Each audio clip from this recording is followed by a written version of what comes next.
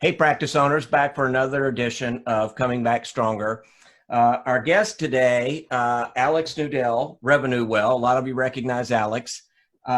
He does a very unique thing with RevenueWell. I'm going to let him explain that to you. But as a practice owner trying to decide what to do as we start to open back up, and as maybe you have a deadline, maybe you're opening up Friday or next Monday or 2 weeks from now, and you realize you kind of need to start figuring out what that looks like. Alex and I were talking ahead of time about kind of the mining of your patient base and coming back a little more strategic than just flipping a switch and saying, hey, we're back, and seeing what happens. And the downsides of doing that versus being smart about how you come back. So with that, Alex, how you doing today? I'm doing really well, Stephen. How are you? Awesome. I think our quarantine experiences might be a little different. I'm in, outside of Louisville, Kentucky. I think it's warmed up to 42. And you're in Miami or outside of Miami? I'm a little bit north. I do live in a condo in Miami, but I'm in a horse ranch. Uh-huh. Just spending time by myself, and of course getting to know my wife a little bit better, and she's awesome. Well, see, that I've heard a lot of people say that suddenly that, and my wife works from home and has for a long time. I still come to the office, but we've kind of found that same thing. It's kind of neat to we don't have anywhere to go in the evening. So, we're at home, our kids are gone. So yeah, I think maybe a lot of good can come out of this. I think so. So if you could, our audience is practice owners, 86% of which are dentists, and that comes with a mindset and an education. Their education experience is clinical, and I want to see patients. And in the past 2 months, their practice owner mindset has had to take front position and work on practice loans and all these finances and logistics and things they never thought about. They got that under control. And now, I had somebody the other day said, we have a date. I think they're coming back next Monday. And they said, oh, thank goodness it's over. And I said, well, it's not quite over. In fact, a lot of it's just beginning. So in planning to come back, it's not going to be a switch and patients just start rolling in. You've got to ramp up, and you kind of have a perspective on that or some advice on that based on what you do at RevenueWell. So if you want, just dive in, share that, and we'll kind of see where it goes. All right. Thank you, Stephen. Thank you for the opportunity to speak to a lot of dentists. I'm very passionate about dentistry. My ex-wife is a dentist. Mm-hmm. My current wife is a dentist. My daughter just moved to Virginia to go to VCU for dentistry, and I've been in dental for a little bit over 20 years. Started out as a practice owner together with the ex-wife, wonderful person. We built from scratch in a very interesting area, and became very successful at it.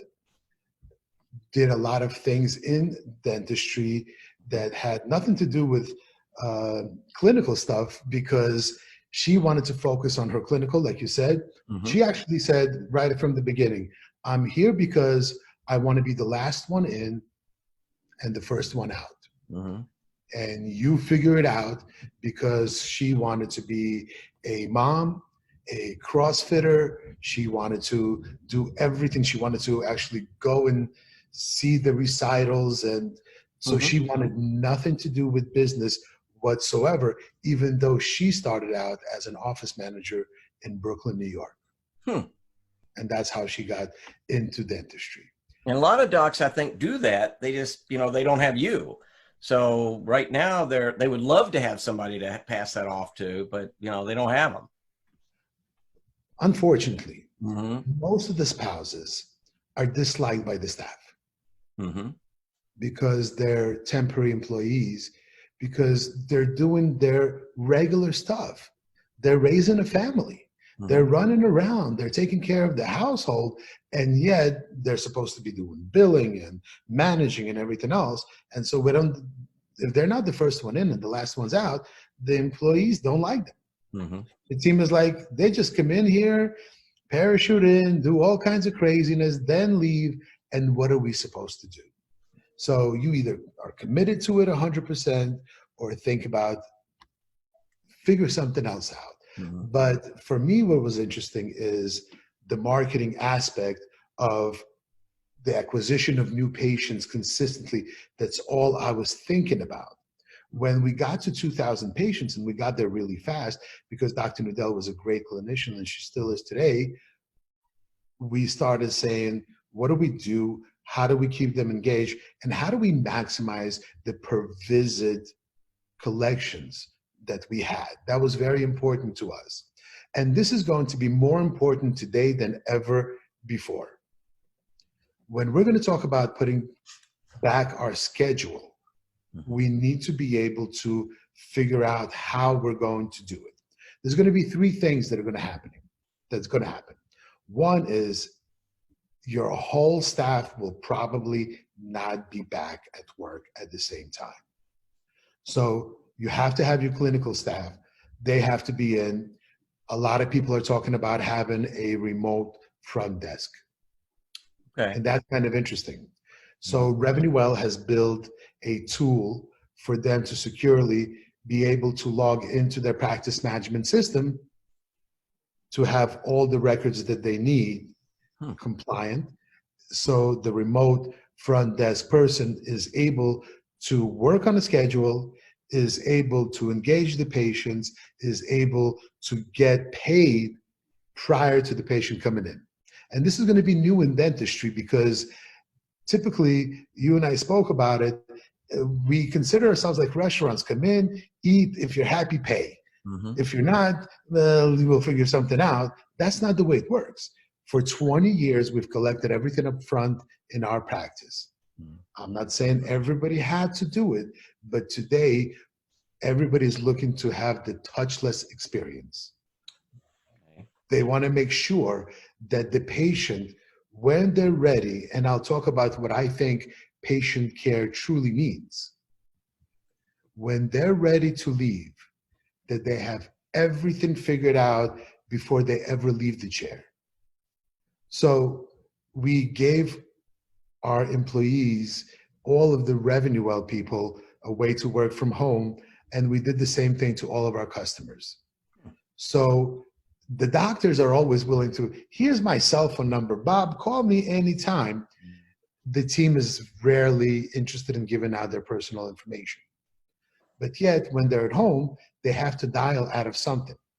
So we gave everybody inside RevenueWell a telephone system that they could dial from and receive phone calls. And it looks like you're calling from your practice. And we just gave that to them so they didn't have to get voice over IP phones, any hardware, anything. Right now, I have nothing in my ears. I'm talking through my computer, speakers and stuff. I know you have a professional microphone that you're using, but I'm not using anything to display that. You hear me pretty well. So we gave them a phone system inside the computer that is secure to use. And the employees said, we are willing to do that.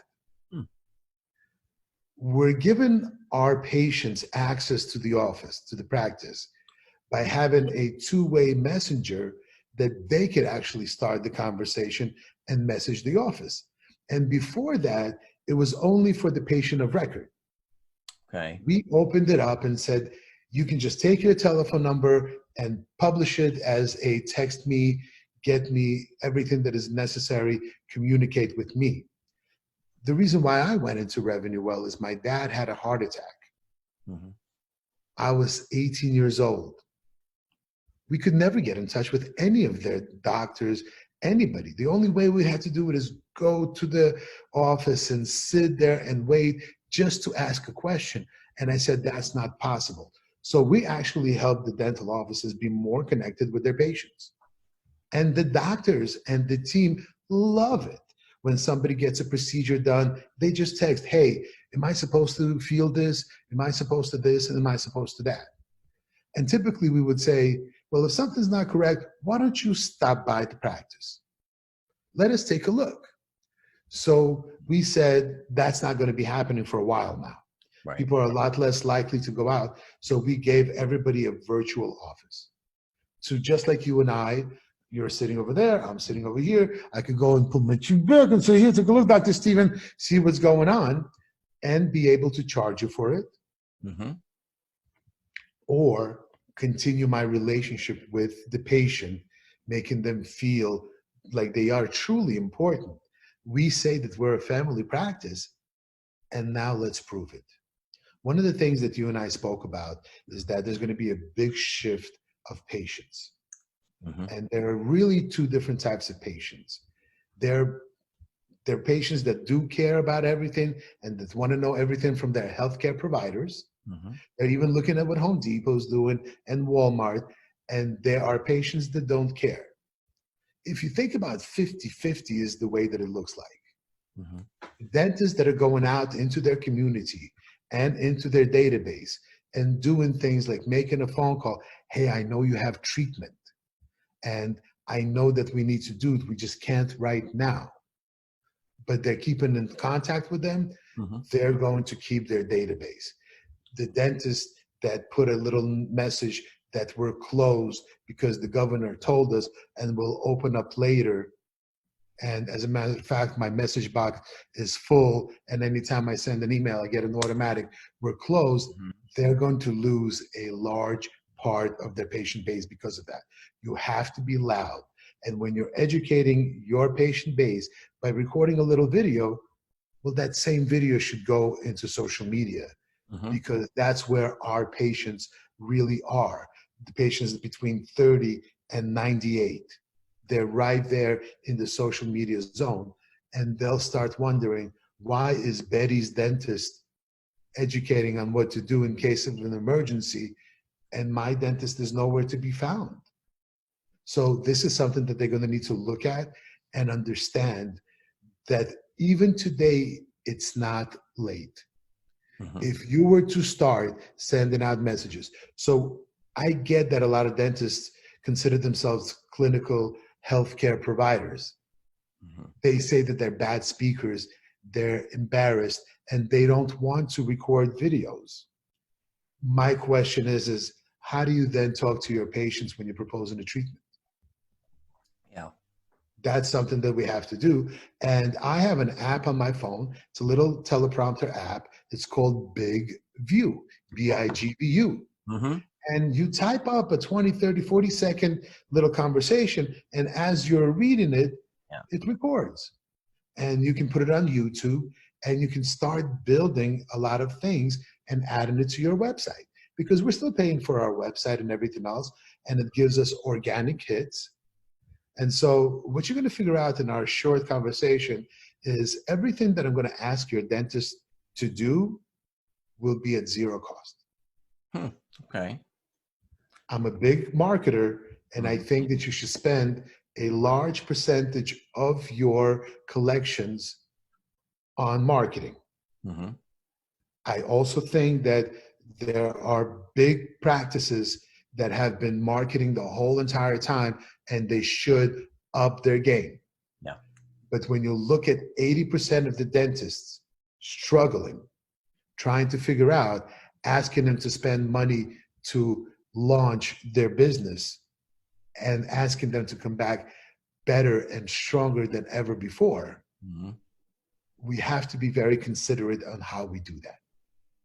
Yeah, your patient's going to see you differently. I mean, no, whatever we agree to or whatever we, and we talked earlier about the dentist mindset and the practice owner mindset.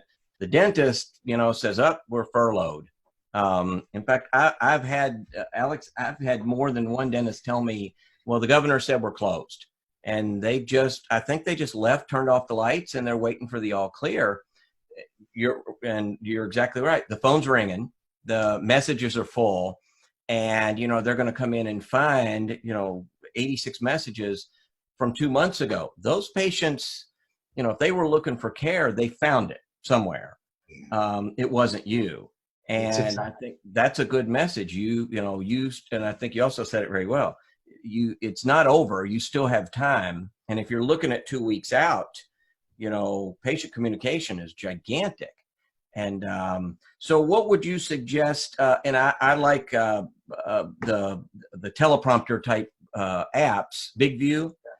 Big view. You're looking at your phone, and it scrolls up, and so you're still looking at the camera, so it looks like you're looking at the person, but you're reading your own script if you're nervous about it. A lot of docs just get on and sort of talk for a couple minutes. They wing it. Yeah, and you know, so I think my opinion is, you tell me what you think. I think it's, don't worry about it. Don't worry about getting on. I think a lot of the dentist mindset, they want to get on and have something to say with some clinical data and facts and figures, and we know we're going to do this. You don't know that right now, so don't try. Just let your patients know who you are. Say that, you know, this stinks. We'd love to see you. Looks like it's going to be a couple weeks. We're up in our PPE game. We've always been, you know, conscious of it. But, you know, we're up in it now. But start that dialogue, and then you kind of provide the way to do that, or the tools to do that. Get it out. Yeah, which is more important, I guess. Stephen, you and I know, like, I literally know tens of thousands of dentists, personally. I meet them at conventions, I meet them at events and everything else like that. And so what's happening with these dentists is, in the last 6 weeks, they've been doing a lot of studying, catching up. When I look at our database and I look at 80 million patient records, and our computer reads them. So if somebody has been proposed the D2740, which is an all porcelain crown, I know when it was proposed. I know if it was done. I know if it needs to be done. I know when it was walked out. So we're actually looking at the buying pattern. Okay. And you know what I'm seeing more than ever today from our patients? Regret. Everybody is saying the same thing. I wish I would have listened to my dentist, because we live in a world of abundance. We don't go stock up on anything because we can just 5-minute ride and we pick up whatever we want. And dentists are the same thing. And now they're trying to get all the masks they can. Now they're trying to get everything that they possibly can. And I know a lot of dentists that are sitting pretty, and we're one of them, because we've always kept a big inventory of things. Because I come from Russia, a communistic country, where I know if you can get it, because maybe one day you won't be able to. That one day came, and now they're upset with everybody. But the patients are upset with themselves. Why didn't I listen to the doctor when they told me I needed to do that? Now I'm sitting here and I cannot complete my case. I cannot do this. I cannot do that. And so the smart doctors are using that to their advantage in saying, I know we spoke about it. We're going to be there soon. I get it. I'm not upset with you. I just can't do it right now. But all of our doctors right now are polling their patients. Okay. And they're coming back in 3 different phases. Phase number 1 are patients that have emergencies and that have major work that need to be done, and they need a hygiene appointment as well.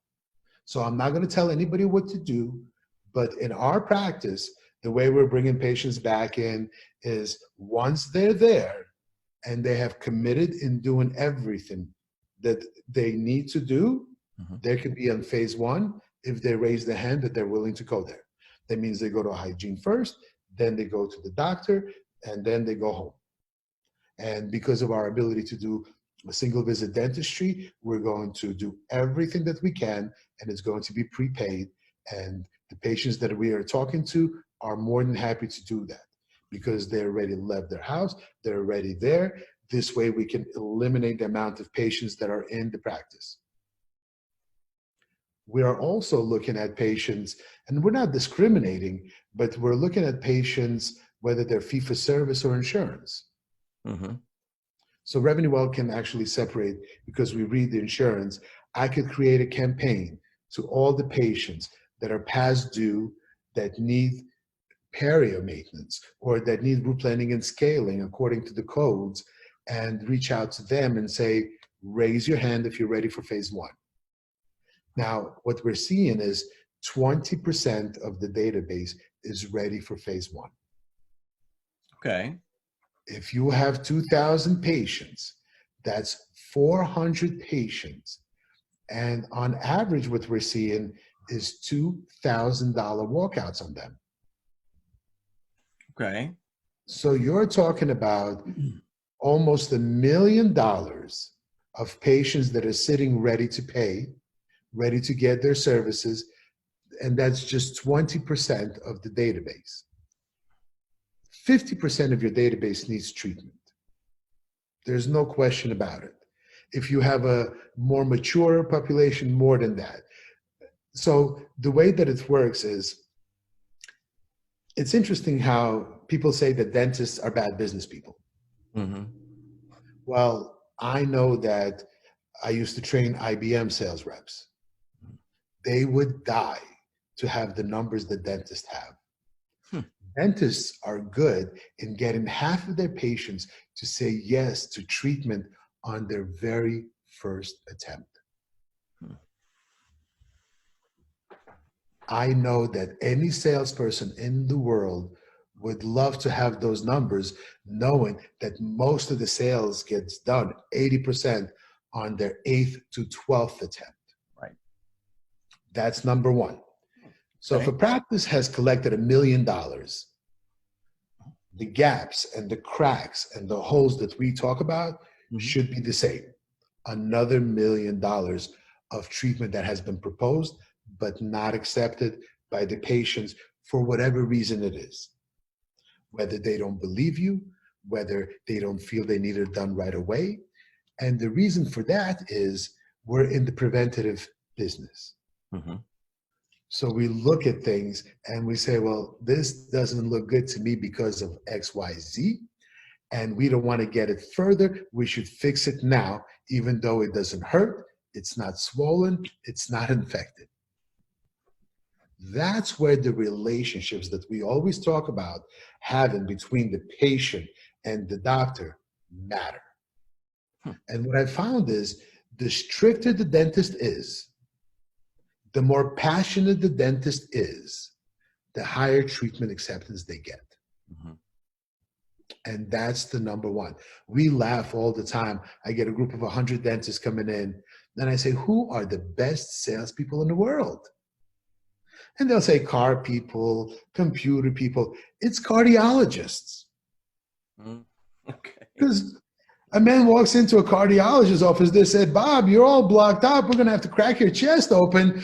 You know what I'm saying? And you're not leaving right now. Guess what? Nobody asks. Well, hold on a second, doctor. How much is that going to be? But nobody says, I'm going to think about it. No, people are calling and like, by the way, I buried the money in the backyard, you know? And right. So we're just not passionate enough. But the database is the most important part. And it's the highest value of what they have. I love new patients. Don't get me wrong. We're going to get to the new patients.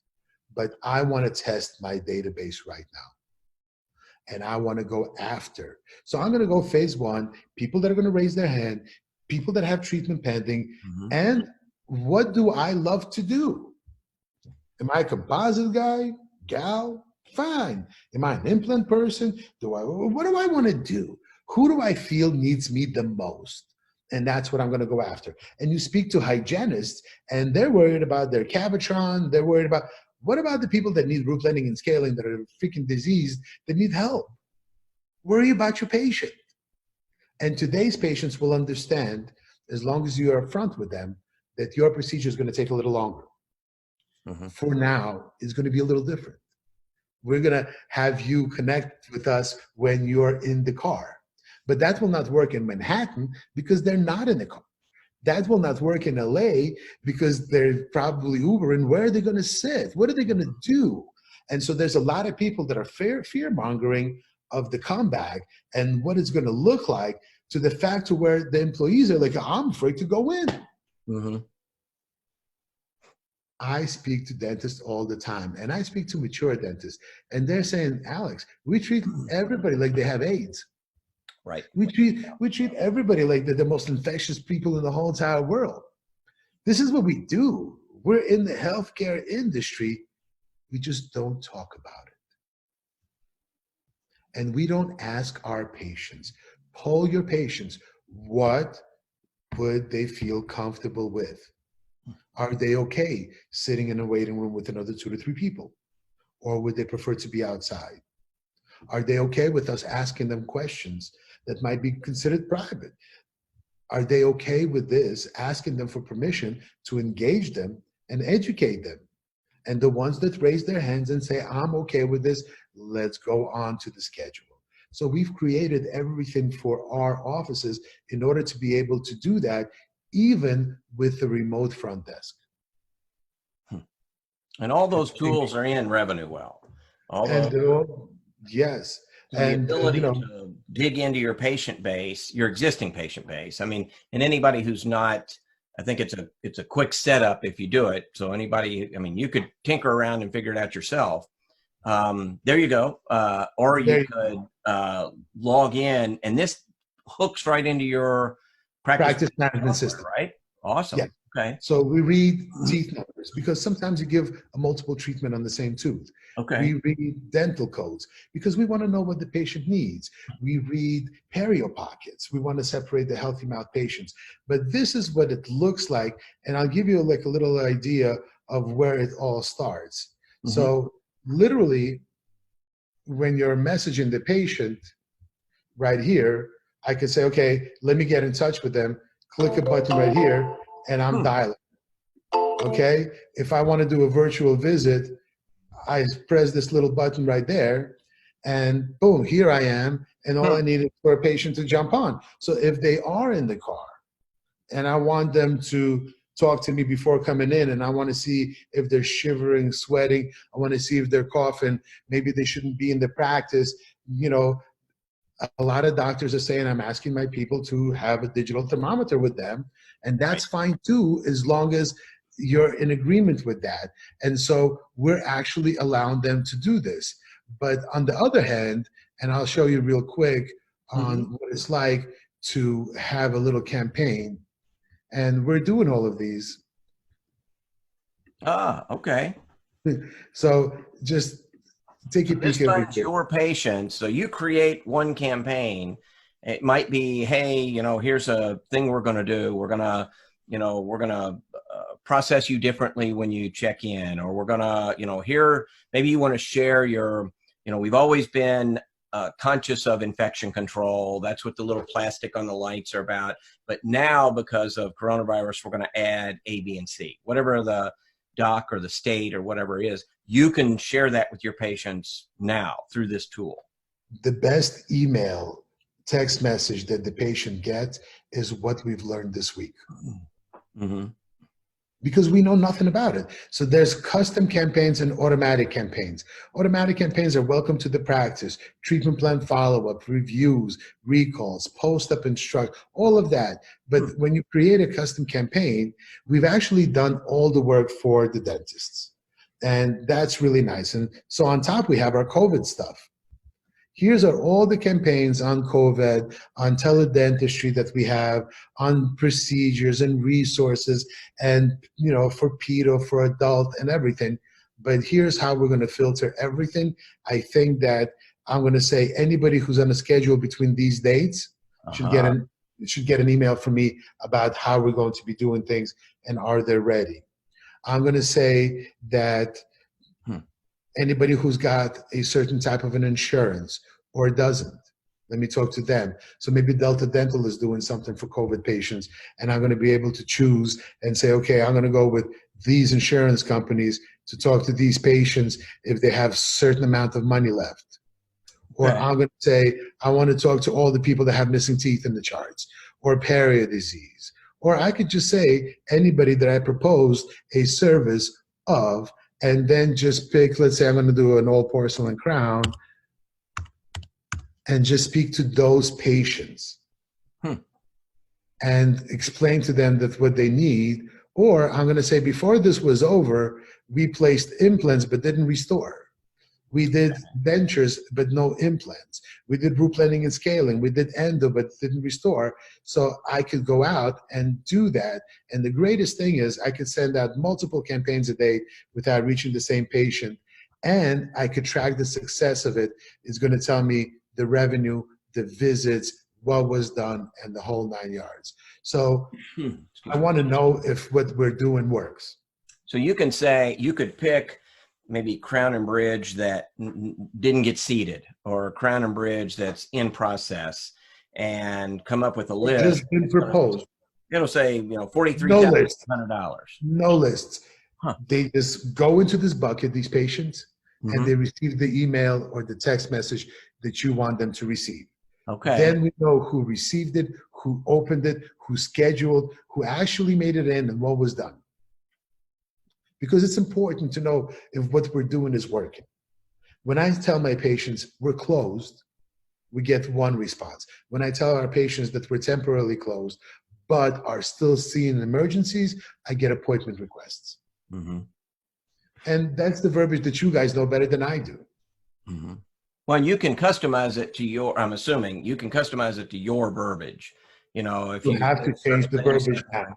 Huh, okay. So any appointment confirmation, you have to change the verbiage immediately.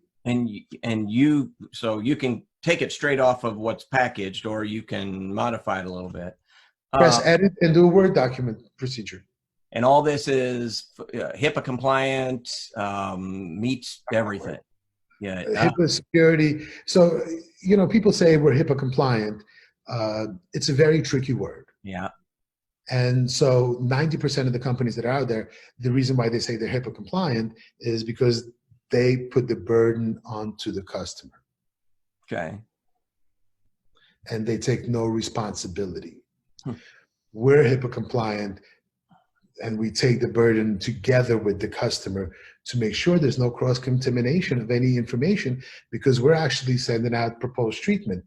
Doctor recommended this, you know, and we use care credit a lot of times because the follow-up basically says, hey, we wanted to reach out to you, give you this amazing tool to help you make the right decision for your oral health. We have included the treatment that is needed. We've included a link to care credit, which is your finance option. This is something that you use to, you know, we're giving them a tool that has no more questions. No more how much is it? No more how am I going to pay for it? How do I get my family on board? It's all answered. Because we look at an approach of dentists are really good in saying what the patient needs and how they're going to fix it. Their challenge is the why. Okay. And so if I tell you, Stephen, I need you to come to your office at 3 o'clock in the morning and open it for me, your first question is like, Alex, why? Right. But if I tell you, Stephen, I want you to come to your office at 3 o'clock in the morning to bring all your dentist customers in so I could educate them on how to start the morning with COVID, you're not going to ask questions. Right. Now you're going to make a decision whether it's for you or not. And that's what we want. We are dealing with patients that have been treatment planned, prescribed the treatment by the doctor already. They already know what's going on. We just have to land on them. So when you and I speak about that they're good in getting 50%, where the rest of the sales world is good is on the follow-up and getting the other 50%, or at least getting the opportunity for the other, where the dentists have zero follow-up. They wait for them to come back in 6 months, or if they are calling to follow up, it doesn't sound right. It sounds, doctor asked me to call you. Why? Right. Why isn't that doctor busy? Why you know? So when something comes out official from the office, people are a lot more likely to look at it and say, you know, I'm not ready yet. And then in a short period of time, another one comes in. And it's not we just following up. No, we are patient care centric. And patients love it when you care about them. You know, I think a lot of times you see a patient, you propose treatment, they leave, you know, maybe you made a call that evening and said, hey, just want to check and see if this is okay. But nobody sort of reiterates, ask, you know, in sales terms, ask for the order. And then you assume they'll call you if they want it. And I think a lot of times what I've found is on the other side of that, the patient thinks, you know, the doc mentioned that. And I got this paper here that tells me how much it's going to be. But, you know, if it was really important, you know, I would have heard from them. But if I haven't heard from them, I think if you haven't heard from them in a week or so, it's off everybody's radar. And then it's just a reminder 6 months from now. And there have to be numbers on if you just reach out and say, hey, friendly reminder, we talked about this treatment, really think you should get it, whatever the language is, and remind them in that way. I think there's a large percentage that would just say, yeah, it fell off my radar because I went to the dentist, thought I was done, and, go ahead and schedule it. If you give them the tool. So does it have that tool? Can I sort of get the email, click, and automatically come back? Okay. You can set up your own protocol. So I'm big on the very next day. Okay. But I also tell them that if they don't respond to me, expect a call. Okay. So, listening to Deborah Nash, listening to Lois Bent, listening to Linda Miles, listening to Adam, listening to everybody in the world, it's the most important thing that you can do. Mm-hmm. But because we're lean and mean, we don't have enough people to do this. We usually don't even have enough place to hold them. If you look at a DSO market, they have an off-site location where they have a company that is ran by somebody that is helping them get in touch with their patients. Mm-hmm. If you think about it, I have a friend of mine, Amal, and all he wants to do is listen to phone calls. So he's got this company called Patient Prism that listens to phone calls about marketing that the company did and identifies where they went wrong. And when they call back the patient, 30% of the time they actually schedule them because the patient says, hey, my tooth hurts. How much does it cost to fix? And you'll say, well, it's $200. And the patient says, okay, thanks. But what if you ask him, do they have an emergency? Are they in pain? Mm-hmm. How different would that conversation be? And so these are the things that we want to make sure that dentists are aware of. And in 2000, when we first opened our practice, every day, Doc would call in the evening her patients, mm-hmm. the new ones. You are on my schedule. I want to find out what I should get ready for. And she would ask a question where I'm speaking 200 days out of the year and everybody's like, wow, that's so cool. She asked a simple question. What would you like to accomplish during your first visit to our practice? Mm. Simple, simple, simple. Mm-hmm. And patients would say, I just want to meet you. I just want you to check it out. Or they would say, we just moved from California and the doctor says they need an endo and all of these things. And so a lot of times they would say, well, we want to get a prophy done during our first visit. A lot of offices are like, sure, fine, we'll schedule you that way. And some offices are dealing with it up front and saying that we could not possibly do that because our policy is we need to study you, decide what kind of treatment you need, and then schedule you. And the patient will then say no, and then you make a decision. So by asking certain questions, we can have an amazing opportunity to start stronger. And so we're going with the phase 1. Phase 2 are the people that they're going to look and see what happens. Mm-hmm. They don't need as much work done, but they're your consistent patients that always leave with a future appointment. And phase 3, we're going to go out to patients that have not been there for a while and get them back on the schedule. And those phases could be dependent on how you want them to be. But ultimately, if you think about it, nobody's talking about that this is the beginning of the year for most of the practices, and that most of the patients that have insurance, it just renewed and they haven't used it. Right. So we're pushing out your insurance renewed, you haven't used it. So the biggest fear that you have, the biggest rebuttal that you have is money. It's sitting right here. We have it. Mm-hmm. So we ask doctors, we consistently do it, and we laugh. Doctor, how well do your patients know the dental insurance that they have? And everybody grabs their stomach. They're laughing. They have no clue. We're always battling that. And so my question is, why not create a little video and send it out to them explaining that there's basic procedures, there's, you know, preventative procedures, there's major procedures, how they work and why they should do this preventative. Why does the insurance pay for it most of the time at 100%? And start educating them.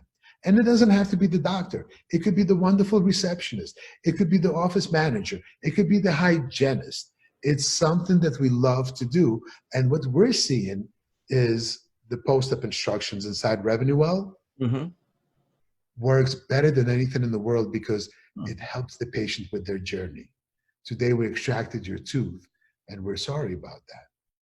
But what's important is in the next 7 to 10 days is you coming in so we can check your vertical dimension, see how the socket is, you know, healing, and start talking about what we've talked about, the implant, making sure we're able to, so we need to get you back in. So we have a 2-step type of a post-op instruction and what to do and how to do it. And it could be on anything. I actually create post-op instructions on people that cancel their appointment and don't reschedule. Okay. There's a code for that, 9999 or something like that. And so somebody cancels an appointment and RevenueWell takes a look and says, wait a second, they didn't reschedule. The next day they get a post-op instruction, and then we create a sequence of how, when, why are we going to continue talking to those patients to get them back in, or at least prepare them for the phone call and say, hey, we've tried everything. We don't want to bother you. Because for some strange reason, dentists don't want to bother their patients. Right. Why? Well, especially when you have treatment. Yeah. So are you saying I can, say I seed a crown today, and I just want to make sure that it's okay, and the patient got home and, you know, whatever happened, or I prepped a crown and, you know, they're coming out of anesthesia. I can do a little video, you know, I don't know, 30 seconds, what I might say on the phone, and automate that process. So anytime somebody seats a crown, bills it, and, you know, treatment closed, at 6 o'clock, all those patients get my little video that says, hey, you know, thanks for doing this today. And so it's very personal, but it's the most personal according to today's times. Yeah, mechanically personal, I guess. It happens every time, but it's still me talking to the patient. If I want to have a great personal relationship with my daughter today, who's 21 years old, I text her prior to calling her. Right. Find out, because she's busy.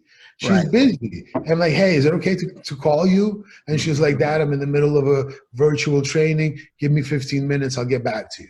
If I would call her right there, she'd be like, I'll pick up the phone, like, what, Dad? Or say, can you text? I get my 21-year-old daughter, you know, I'll call. Now, and Alex, this is what I don't get.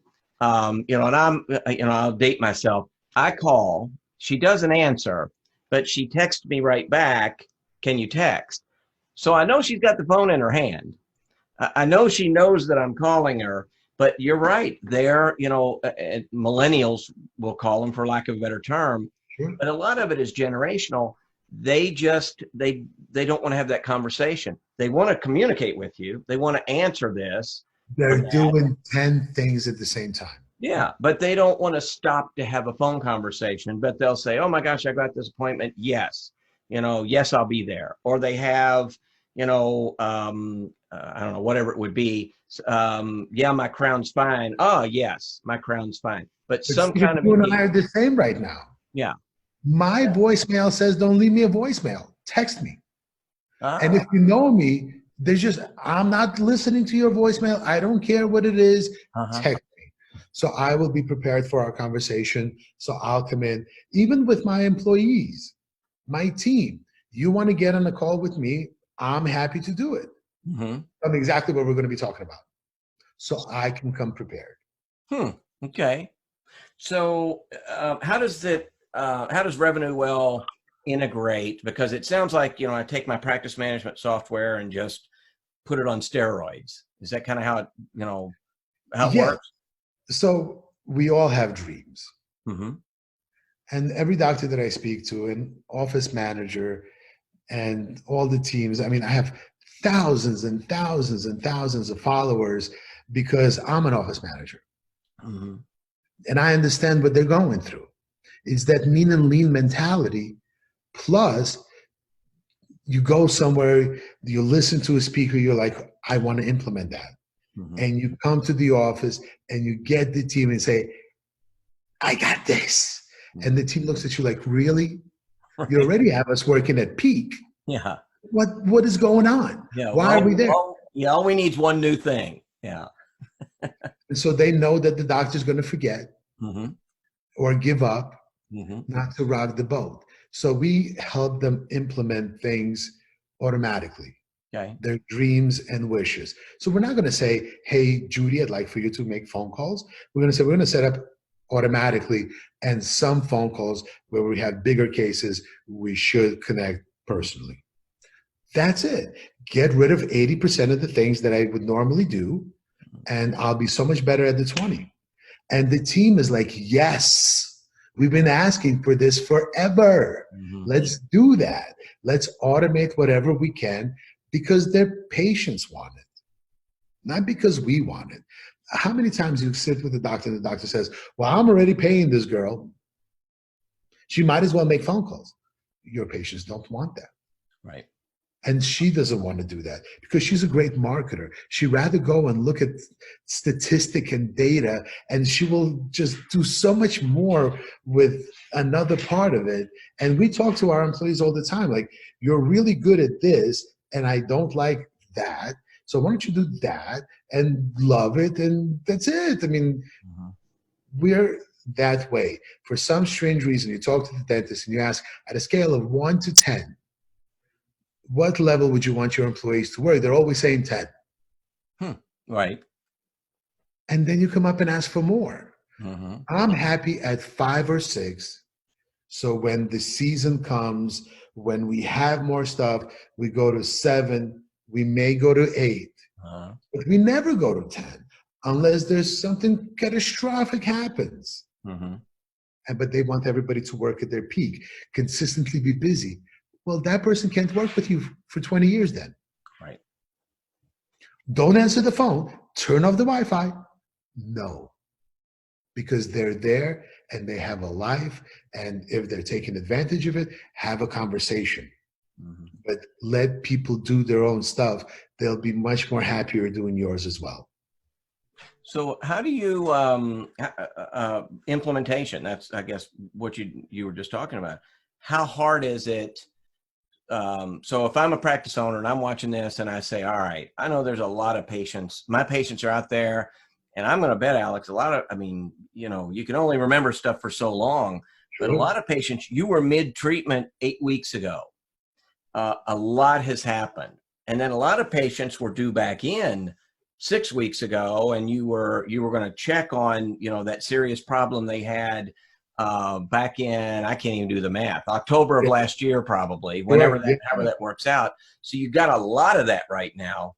And they say, okay, my Dentrix or whatever, it won't do that. Or, it will do it, but my office manager is not going to learn the nuances of all the reporting and all that. It's just complicated. How do you, and I go back and I say, all right, I just saw this Alex guy, I want to do RevenueWell. How big a deal is it to implement it, to add something like that to your software? So I was a software trainer. Okay. I know what it's like. Software is huge and they need to learn. The cool part about us is we're dealing with somebody that already know what they want.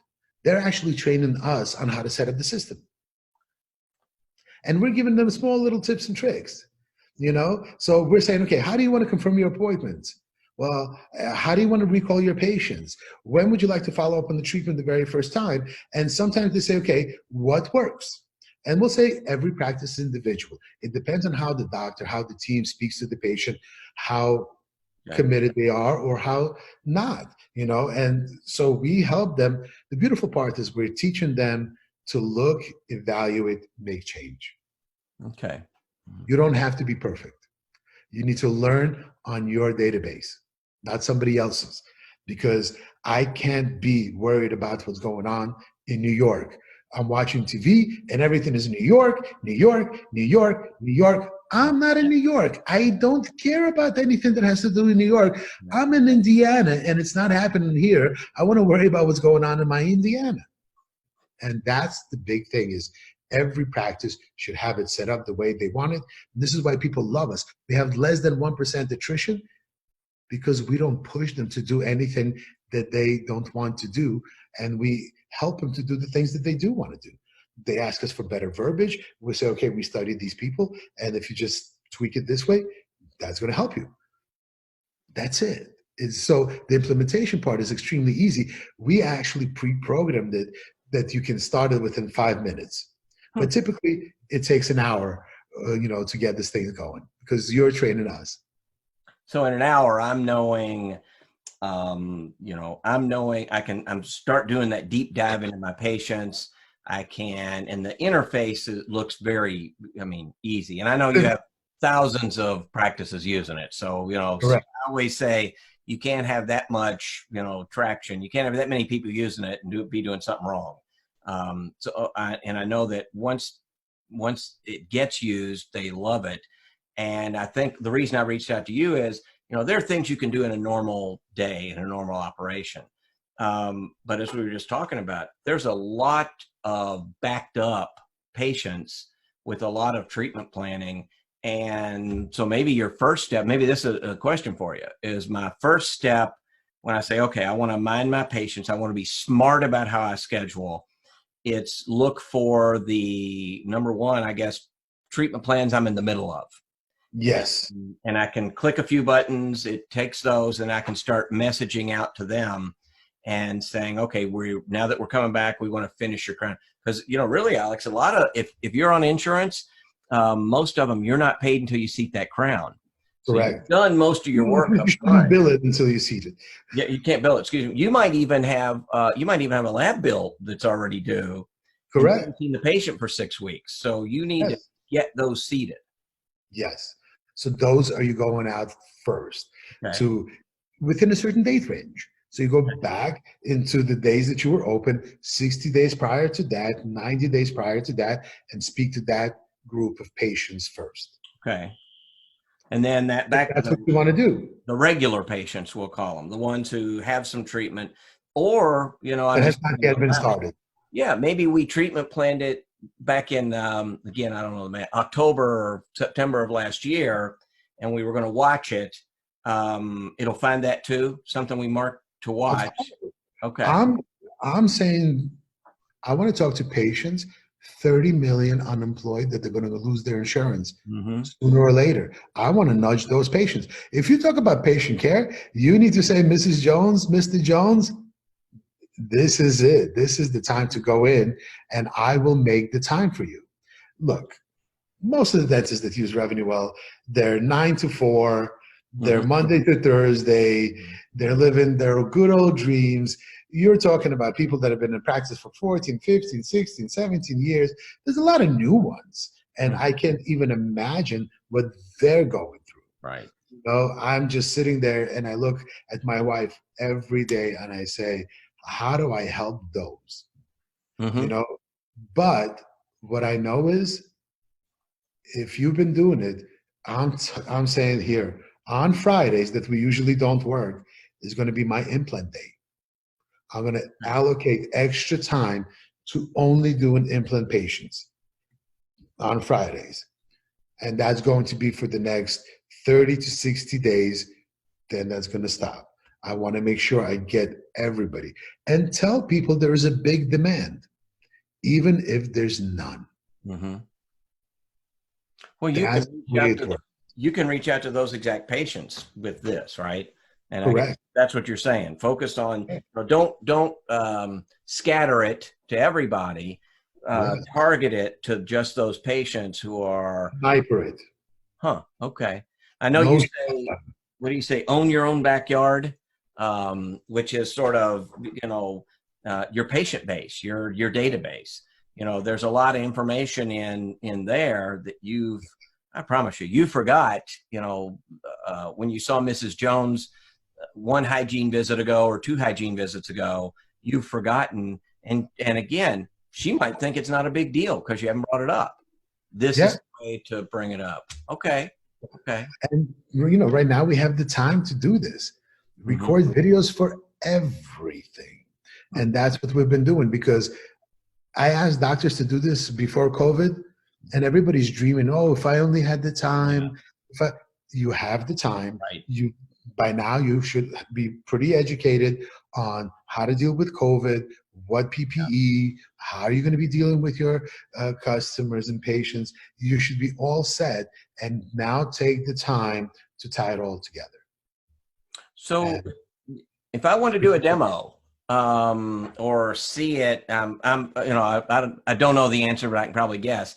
Is that where can I go to kind of figure out how it fits in my practice? Maybe see a demo. I'll show you. Okay. You would go to RevenueWell.com. It's very easy. Let me share my screen with you. And I love the way you did, like we're on here, and suddenly I see myself in the software, the platform. I mean, that's magic, Alex.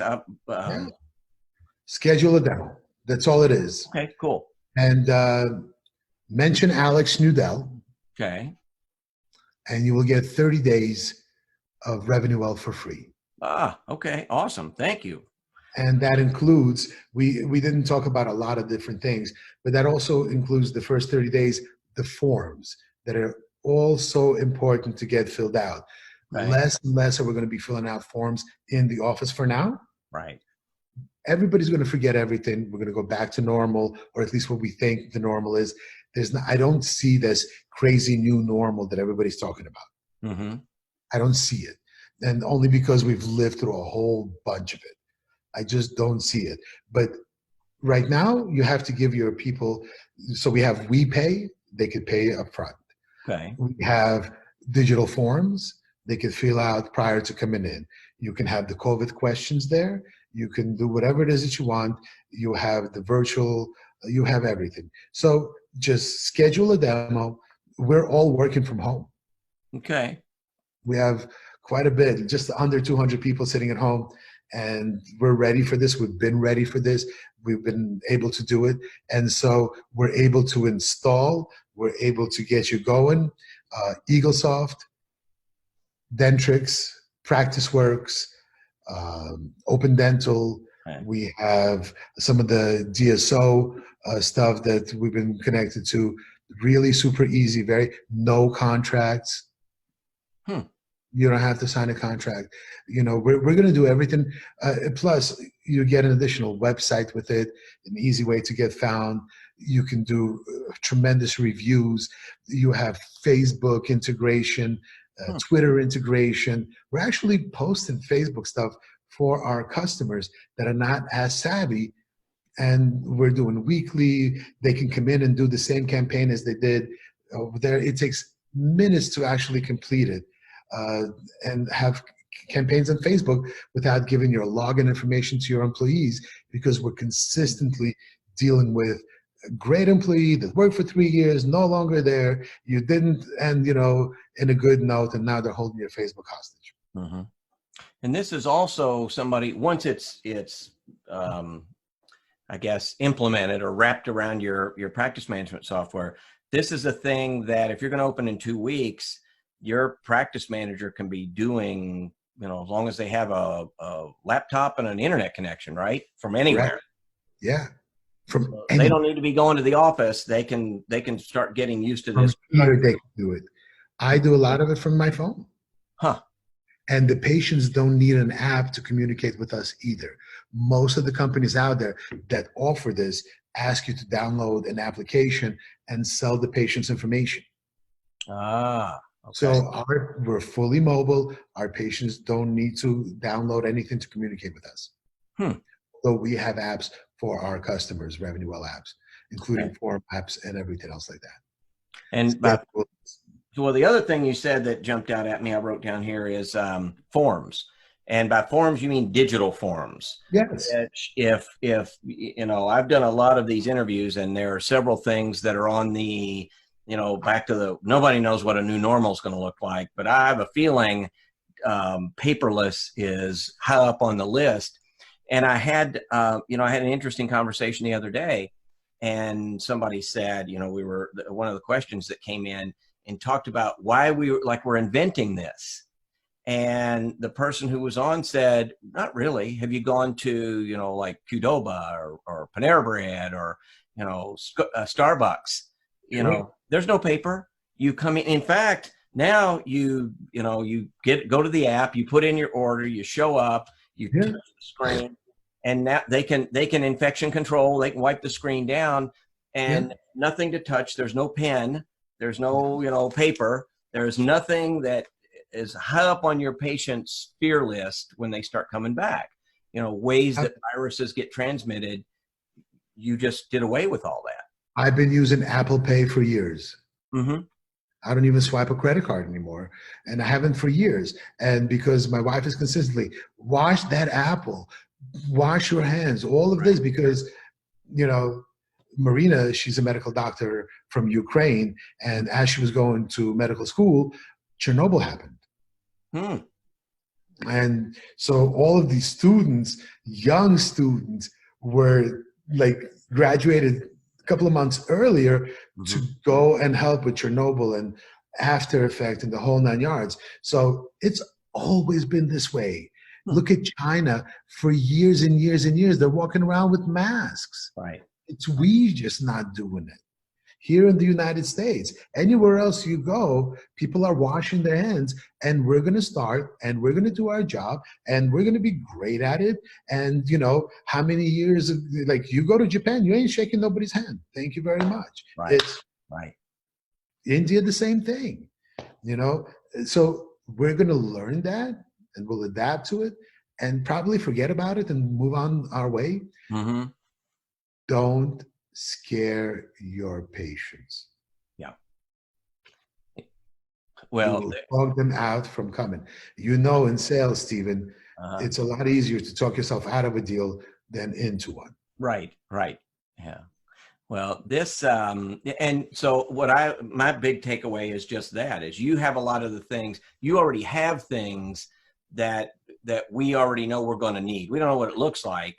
We don't know what paperless looks like, but it's going to be this kind of communication. It's going to be this kind of even payments. It's going to be this kind of payment system. I heard somebody say, cash in a dental office, very likely cash is, not allowed. Places nobody brings cash. Yeah. And I've done that, my kids are that way. They never have cash. They Venmo or they PayPal or they, whatever it is. So maybe for a doc who's a certain vintage, your patients, you hit the nail on the head. They already know this. They kind of know how it works. You're just making it easy for them now. Yeah. Awesome. So if somebody, RevenueWell.com, if you're willing, anybody that had a question for you, they listened to this and said, this is kind of interesting, but I want to know about X, Y, or Z. How would they get a hold of you? Me personally, Nudel, Nudel at RevenueWell.com. Okay. And the demo is free and easy and anytime, right? Absolutely. Okay. Whatever they need. We've been educating our customers forever. And so we're not coaches, we're not consultants. Okay. I'm going to tell you right up front, if they want protocols and stuff, that's not us. Okay. We're going to teach you how to use the system in the smartest way possible for you, but we're not going to teach you on what to do with your patients or anything else like that. We're big fans of coaches and consultants. I'm in business for 30 years, and till today I have a coach. There is one person, and she's the only one that can keep me accountable, and that's it. Nobody else can. And I owe her $1 million in 10 cent bets that she won from me. Well, and I appreciate, kind of helping educate me on this, because, I as a practice owner and being in this a long time, there are a lot of things that just become habit. And I think a lot of docs just want to flip a switch and come back. And, as we said, it's just not going to work like that. I've heard people say it's not going to be flipping a switch. It's kind of a dimmer switch. but it's a dimmer switch. It kind of goes up and then maybe back down and then up again really bright and then down a little bit. We don't know what that's going to look like. But yeah, you sort of mine your existing patients for treatment that's sitting there, that's just sitting there right now. Don't be afraid to ask for it. Yeah. This is the biggest problem. We pre-qualify our patients. Oh, she can't afford that. Oh, not him, and anything else. And then they come to my office and then we do it. 92-year-old lady sat down with me, says, I've been going to the same dentist for 40 years. He's a dear friend of mine. Every time I go there, I bring him cake and flowers for his wife. I said, what are you doing here? He told me, I don't need this. And I said, what is it that you want? She goes, I want what's on that commercial. I want all on four, exactly what she says, here and there. She goes, and she knew the lingo. She says, I've been edentulous for 25 years. And I said, let's just go through the motions. I said, me, because of your age, let's just go through the motions. I won't charge you for anything. Let's just go through the motion. And she was a great candidate. And she says, send this to my son. And so her and I were sitting together in a Zoom meeting with her son.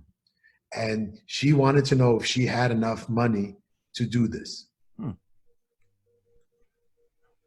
And it was $52,000. The only question that he asked is, will this last her for at least 2 years? Okay. I said, it will last her for the rest of her life. There you go. And he wired me the money that day. Her dentist came to my office and started with me that I ripped her off, that he's going to bring me in front of the board, and that he was going to just destroy our practice. And she called him up and she says, Bob, they gave me something that I did not have before. My smile and confidence. She has a new boyfriend, 88 years old. And you know what his claim to fame is? No. He can drive at night. And at 88. Yep. And so they go out to dinner later. So she wants to feel young and she don't care. She wants it for 2 years. Well, and at the end of the day, that's the kind of patient. So yeah, doc number one is making those decisions for a patient. Yeah. And not presenting it, letting the patient decide, but making saying that she doesn't even need it because she studied it. Her and her grandson studied it. And that really is, that's communicating. So part of what you do, I think the beneficial part is you can go in and find somebody like that. And, she probably would have popped up on a campaign that said, you don't care about age, but here's a need she had or something she expressed or however the magic, the analytics works. And, she gets a text or an email that says, hey, thanks for coming in. And, here's what we're doing this month with implants or all on four. And she clicks, this is awesome. I'll do it. Versus a lot of our doctors start this way. Did you know? And blah, blah, blah. And that's all it takes. Right. It's real. It's easy. They know it. We don't need to train them. They just got to use what they know. So maybe it's the conversation starter. And that's back to the patient who, or the doc who says, well, gosh, if she wanted implants, she'd ask me about them. And the patient who says, gosh, if he thought he needed implants, he would say something. And the conversation, I always say there's that conversation that never starts. So here's your conversation starter. And maybe that's where, there's some big numbers in treatment that gets done when you just start the conversation. So correct. Awesome. Alex, I appreciate it. You are always a wealth of information. And, and you got just an amazing backstory if somebody wants to reach out or get to know Alex a little better. And RevenueWell is, just grown like gangbusters. And I think that really is just a sign of the times. We realized that there is valuable information in talking to our patients and getting the conversation started. and that you may or may not have had. And right now is probably the best time to say that and to learn what you've got. Because whatever is happening, our patient dynamics are going to change.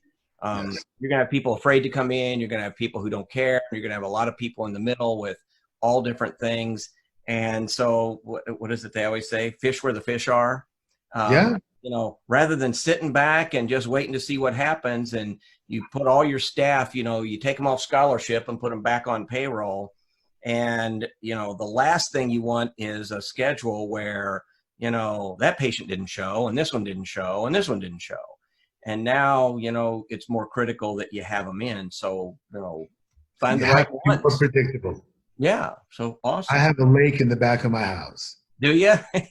There's one guy there in the same place. You know, like I'm thinking that if I have a lake, I'm all over the place. Right. And I come up to him and I'm like, why do you stand in the same place? The lake is so huge. Right. Because he says, you know, 80% of the fish are in 20% of the lake. Right. You just got to know where that 20% is. Yeah. He goes, this is my spot. And that's it. And so it's the same with every practice. Mm-hmm. Yeah. 80% of your revenue or your production comes from 20% of your patients. And, you know, what you do is help find that 20%. That's pretty cool. Awesome. And cultivate the other 20%. Yeah. So spend the money, get the marketing going, learn to do all that stuff, but focus on your patient base. Awesome. All right, Alex, and we went a little over. That's okay. Again, you're Edit me out. you're full of information. Appreciate you sharing your email for anybody who wants to reach out and, you know, has some questions for you, and appreciate the sharing how to get a demo. And I would suggest, again, any practice owner, if you're trying to decide between, you know, your afternoon of Fox News and your afternoon of CNN, or, you know, finishing up the last 3 seasons of Game of Thrones, I would say scrap all those, do a demo. And if nothing else, I have to think it does do a good job of educating a practice owner on how to fish where those fish are in their existing patient base. You know, it's always new patients. And I think a lot of practice owners don't realize, a lot of dentists don't realize there's as much production in their existing patients that they're not doing than there is in trying to bring in a bunch of new patients. And, you know, now's a good time to fish there. I have plenty of doctors that they need new patients because all their patients are restored and everything else. And they may not, like, I mean, have you ever heard of Larry Rosenthal? Little, yeah. So Larry Rosenthal, Ross Nash, they're my customers. Mm-hmm. And so people fly from all over the world to see Dr. Appa to get a smile. And then their consultant comes in and says, you have the worst hygiene in the world. Because, yeah, people are not going to fly from Dubai to get their hygiene or anything else done. Mm-hmm. Yes, those people need consistency of new patients, everything else. If you do your job well and see 80% of your active patients on an annual basis, the new patient flow will just help you thrive through the moon. Yeah. Yeah. Well, good. Awesome. Alex, again, I appreciate you coming on.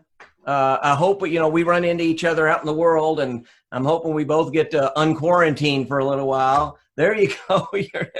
So I also read where there's an enormous spike in pet adoptions, dogs and cats, during the coronavirus. And, you know, what's your dog's name?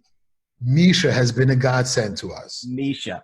So we have 2 Shih Tzus, Cookie and Princess, but they're not really hiking and walking and, you know, doing stuff. So we got him so we can do it, and he's been a godsend to us. Well, I know a lot of people have. Actually, one of my sons got a dog and has been, you know, I wonder how he's at Indiana University. So I wonder how that works when he goes back to school. But so far it's been, I mean, it's great. It's like his new best friend. So well, Misha's 14 weeks old and sat quietly throughout this whole entire interview. Good. You know what? It's better than your kids will do, Alex.